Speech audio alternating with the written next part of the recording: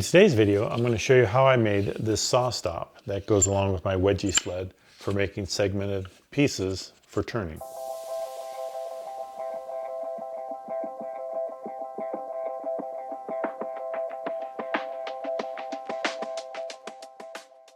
Now the saw stop is basically just two different pieces. It's a sliding piece on top and the base piece. The base piece has the runner or the guide that fits into the miter slots here and also can be locked in place. This actually spreads the guide down there to lock it in place. This also locks this top part, the sliding part. Now the way this works is that I have an adjustable piece attached to the slider and I have another piece attached here, and I can basically close this out, put this in there and close it out and zero this out against the saw blade so that way it's right. I can take my measurements from this gap right here. Anytime I want to get this measurement, it would be exactly the same. So let's see how I put this together.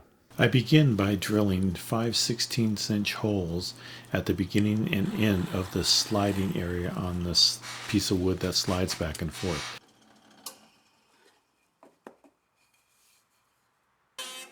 The holes are the starting and ending points. So I have right now a 1/4" bit set inside the router, and I'm just starting from one hole and working to the other, then lifting the piece up and then moving it down over the other hole and continuing on to the final hole. The 1/4" router bit only covers part of the 5/16 wide gap, and you notice there I went the wrong way and the bit just grabbed. On the second hole, holding it down tight and just slowly work it, but it still wants to grab through, and realizing that I have to go the opposite way when I have the bit between, the cutting part of the bit between the bit and the fence, which is what I'm doing here. So all I'm doing is flipping the piece of wood around so that I can use the 1/4" wide bit cutting twice to make a 5/16" groove in this piece of wood. Now the first cut is done shallow because I don't want to take out too much wood. Then once that is done, I'm going to raise up the bit and have it so that it protrudes just barely above the hole there. And that should be enough to cut the groove all the way across. And now I'm just going to repeat the same process by making one cut from hole to hole and then make another one from hole to hole. Now I'm just going to turn the piece of wood around so that the other side is against the fence, and I learned my lesson, so I'm starting at the correct spot and working backwards to make a proper cut here.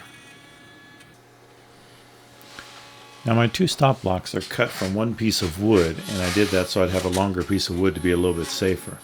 The bit I'm using creates a slotted screw hole. So you notice that I have two pieces of tape there, and that's to give me a starting and a stopping point for that slot. Now the first one I'm cutting is a slot, and I'm doing it a little bit at a time. I increase the depth each time, as you see in here, and I make 3 different cuts. That way it's not so hard on the bit.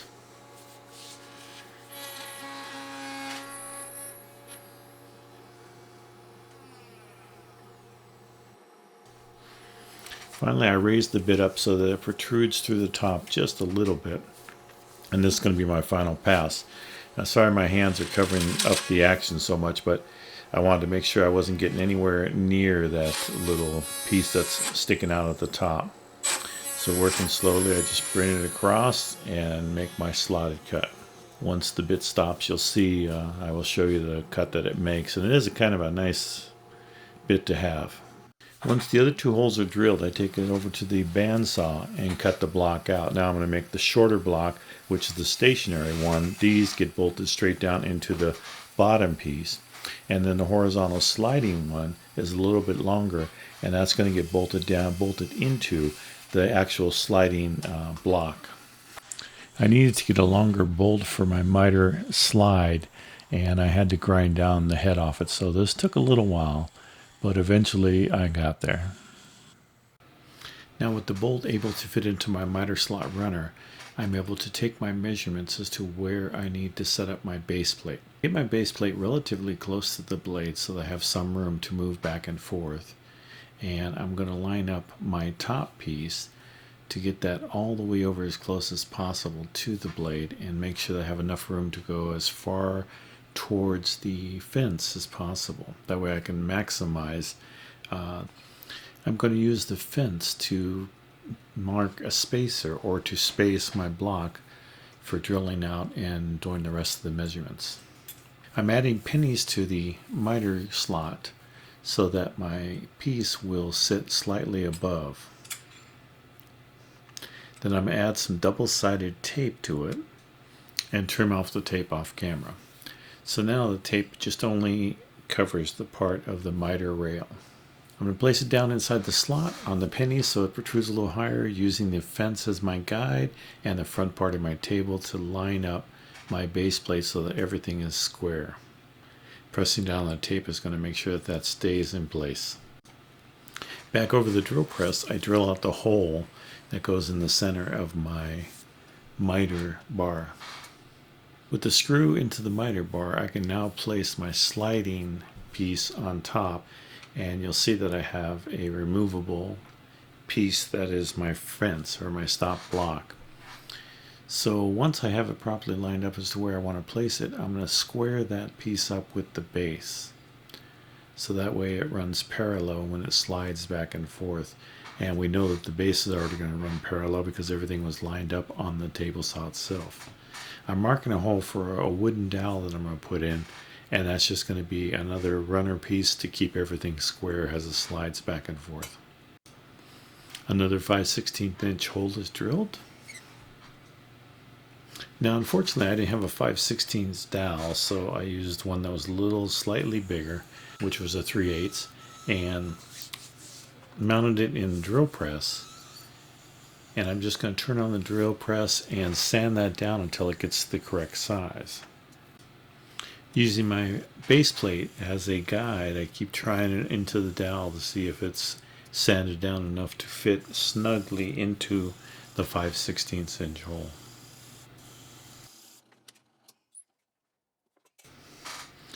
Eventually I get it down to the proper size so that it fits into the hole into my base plate.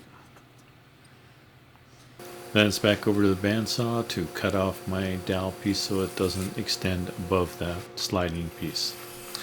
Now I'm just trimming up the ends of that stop block that goes on the end there. That way it's the same width as my sliding block. Everything gets a nice quick sanding so that it's all smooth to the touch and no splinters are going to haunt me later on.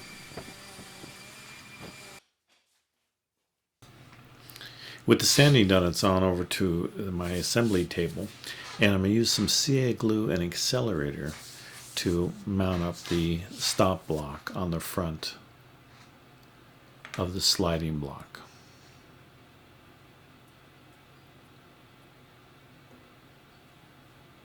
This medium CA so that it fills in gaps and soaks in a little bit.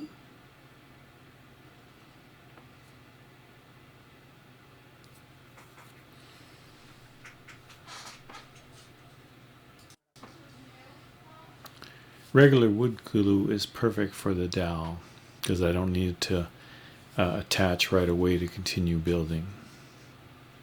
And the dowel fits snug enough so that it's not coming out as I continue to build around it, as you can see by the hammer.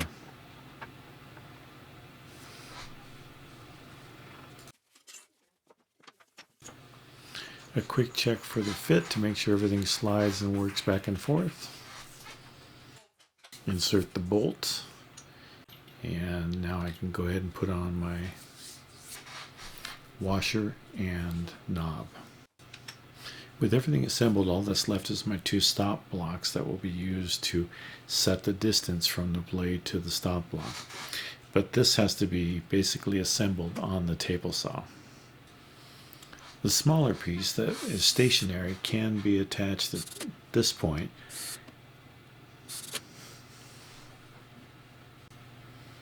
And the long sliding block, the screw is just inserted, not tightened as of yet.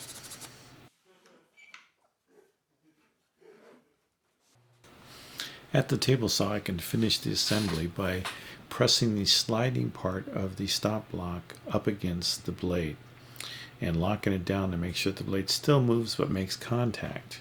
And I'm going to slide the sliding stop block part of the jig over until it makes contact with the solid piece. And this is now tightened down completely so that when the piece comes all the way over and closes, it's zero clearance on the blade. So now you can see how this all is set up. I want to make a segment and I want it to be a certain width here. And to achieve that, I move this stop block back and forth. Now, all I have to do is measure the width that I want. Now, at this point, it's parallel with the inside of the blade, and that gap that's between the two is the width of the blade.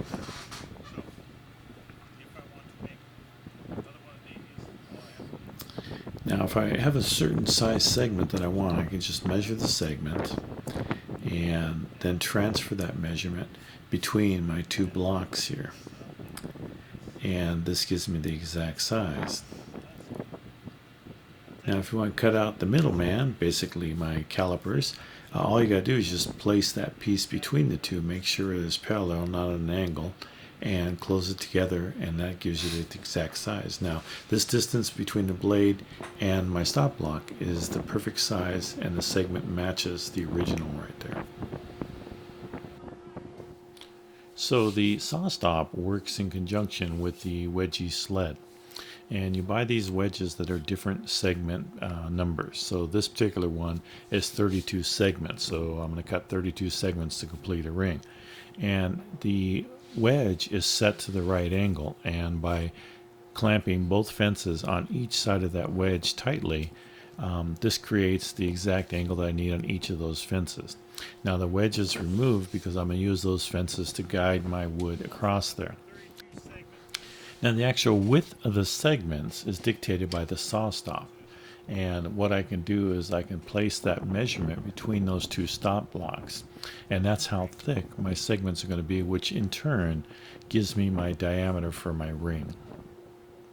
And here I am setting up the stop block so that I get the proper distance for each wedge piece, or segment piece I should say. Segment cutting is just cutting from one fence, then moving to the other without changing the direction of the wood. And all I do is just go back and forth exactly like this until all of my segments are cut. Now all of my segments are going to be the exact length that I need, or the exact width that I need for my project, because I've already placed that measurement between those two stop blocks. And that's pretty much how this whole system works, and how easy it is to work with that stop block once you have it made.